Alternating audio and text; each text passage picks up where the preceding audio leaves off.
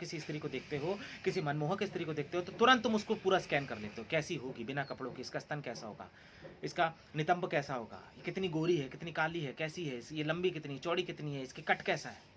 तुमने देखा, तुम पूरा स्कैन कर लेते हो। ये भी काम वासना ही चल रही है। कुछ लोग मन में भोग भी लेते हैं, तुरंत सारा स्कैनिंग। अभी वो स्त्री तुम्हारी जिंदगी में नहीं आई है, लेकिन तुमने कई बार उसके साथ संभोग कर लिया, रात में सपने में भी कर लिया, इसलिए तो दिल टूटते हैं। पहले ही अभी लड़की पटी नहीं, बात हुई नहीं, कुछ आगे बढ़ा नहीं, तुमने जमाने भर के सपने पैदा कर लिए, इधर घुमाऊंगा उधर घुमाऊंगा, गाड़ी में बैठेगी ऐसे बात करूंगा वैसे बात करूंगा, ये करूंगा वो करूंगा, ऐसे देखूंगा ऐसे सेक्स करूंगा, संभोग करूंगा, प्रेम करूंगा। और एक दिन पता चलता है उसका बॉयफ्रेंड है, या पता चलता है कि वो बोलती नहीं भाई मुझे तो कोई इंटरेस्ट नहीं, लेकिन अब तुमने इतनी कल्पनाएं इच्छाएं बना ली है कि तुम अब उस दुख को झेल नहीं पा रहे, तुम ही ने बना ली। इसलिए अब तुम जबरदस्ती करोगे, पीछे पड़ोगे, फिर क्रोध वही ऊर्जा फिर तुम्हारी क्रोध में बन जाएगी, एसिड डाल दोगे, ये कर दोगे, ये तो होता है। इसलिए जब तक कोई चीज़ पूरी ना मिल जाए मत सोचो उसके बारे में। क्यों सोचते हो, क्यों सपने अपने सजाते हो, इच्छाएं पैदा करते हो उसकी। जब आ जाए तो ठीक है, अपने आप भोग लेना, नहीं है तो कोई बात नहीं, निकलना तो आसान होगा। तो इसीलिए जो बना बनाया है, जो भाव है, जो मंत्र है, जो शक्तियाँ हैं, जो भी चीज़ है, वो किसी ने सिद्ध की थी और उसने उसका एक तत्व को जागृत कर दिया था किसी भी रूप में। अब तुम्हें भी जागृत करना है और तुम्हें वो रेडीमेड बना बनाया मार्ग मिल गया, लेकिन चलना तो पड़ेगा ही, ये समझ लो, चलना तो पड़ेगा ही। भजन करना पड़ेगा, पूजा करनी पड़ेगी, पाठ करना पड़ेगा, ध्यान करना पड़ेगा, नाम जाप करना पड़ेगा, करना ही पड़ेगा, लेकिन उसके नियम के अनुसार। नाम जाप कर रहे हो पूरे ध्यान से करो, ताकि उससे तुम्हारे अंदर निर्विचारिता फलित हो, निर्भाव फलित हो। नहीं फलित हो रहा है तो समझ लो फिर वो बेकार है तुम्हारे लिए, वो नाम जाप भी, तुम तत्व से जुड़ ही नहीं रहे हो। तुम जैसे जुड़ते हो ध्यान की अवस्था में या परमात्मा से या अपने जिस भी माध्यम से, जब तुम सच में परमात्मा से जुड़ते हो तो तुम खुद देखोगे तुम्हारे मन में परिवर्तन आने लगेगा, तुम्हारे स्वभाव में परिवर्तन आने लगेगा, तुम्हारी बुद्धि बहुत तीक्ष्ण हो जाएगी, मजबूत हो जाएगी, इंटेलिजेंस तुम्हारे अंदर आने लगेगा, वैज्ञानिक बुद्धि आने लगेगी, तथ्य आने लगेगा, चीज़ों को सीधा देखने लगोगे, निर्णय की क्षमता बढ़ जाएगी, अपने आप ही चेंज होने लगेगा सब। और जब तुम चेंज होगे तो तुम्हारा स्वभाव चेंज होगा, तुम्हारे स्वभाव चेंज होंगे, तुम्हारे ग्रह चेंज होंगे, ये सब चीज़ें चेंज होंगी तो तुम्हारी परिस्थितियाँ भी चेंज हो जाएगी। ये होता है।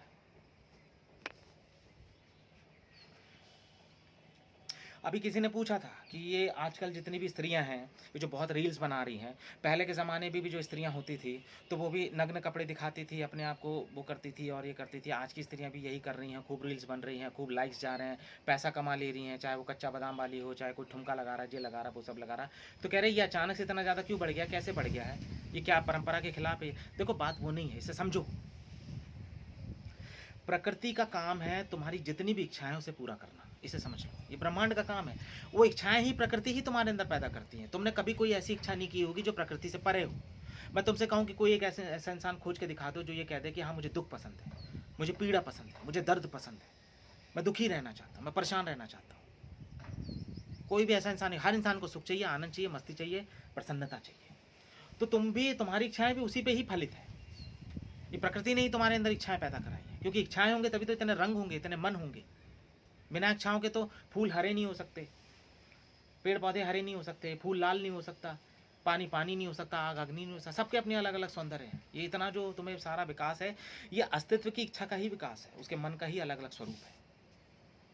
उसे देखने के लिए ही तुम्हें मन दिया गया है, ताकि तुम चीज़ों को अलग देखो। हर चीज़ तो पदार्थ से बनी है, ऊर्जा से बनी है, लेकिन उसे अलग अलग देखने की जो क्षमता है वो मन देता है। अगर मन नहीं होगा ना तो तुम चीज़ों को अलग देख ही नहीं पाओगे, तुम्हें सब चीज़ें एक जैसी दिखेगी। इसलिए तुम्हारे जो जानवर हैं, तुम्हारे लिए जो चीज़ हरी दिख रही है वो तुम्हारे कुत्ते के लिए हरी नहीं है। वो सूरज के कलर की हो सकती है, किसी भी कलर की हो सकती है।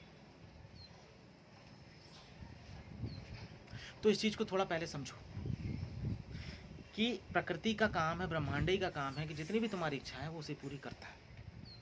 एक समय था जब स्त्रियां बहुत ज़्यादा प्रभावित थी। स्त्रियों के अंदर क्या इच्छा है कि उन्हें कोई अटेंशन दे, उनसे कोई प्रेम करे, कोई उनके लिए जमाने भर के चांद तारे ले आए, कोई उनकी खूबसूरती की वाहवाही करे।